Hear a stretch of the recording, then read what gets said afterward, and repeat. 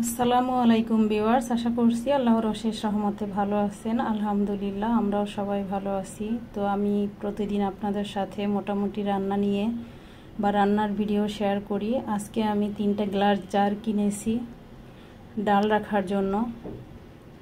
তো আনবক্সিং করা থেকে আপনাদের সাথে শেয়ার করছি।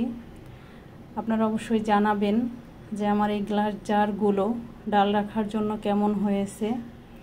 আমার কাছে এগুলো মনে হয়েছে কন্টেনারের মুখটা একদম এয়ারটাইট, আর প্রত্যেকটা জারের মধ্যে প্রায় 3 কেজির মতো ডাল ধরবে। তো আমি এখানে 3টা জার নিয়েছি, আর এগুলো কিন্তু ধোয়ার পরে অনেকটা ক্লিন হয়ে গিয়েছে। তো জারের মুখখাটা আমি একটু খুলে দেখাচ্ছি আপনাদের কাছে। তো পাশাপাশি আমি এই যে জারগুলো রেখে তারপরে দেখাচ্ছি।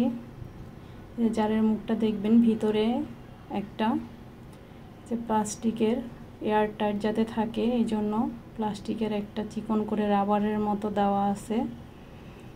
তো গ্লাস জারগুলো এটা দোকান থেকে নিয়েছি, উনি বলেছে মিষ্টি কুমড়া শেপের। তো আর আমি যেভাবে প্রতিদিনের জন্য ডাল রান্না করি ওইখান থেকেও আপনাদের জন্য একটু ভিডিও করে নিলাম। তো আমি 1 কেজি মুগ ডালের সাথে মুসুরের ডাল দিই 250 গ্রামের মতো, কারণ আমি যতটুকু জানি যে মুগ ডালটা সব থেকে হালকা হয়। যাদের মুসুরের ডালের সমস্যা তারা মুগ ডালটা খেতে পারেন, কারণ মুগ ডালটা অনেক হালকা।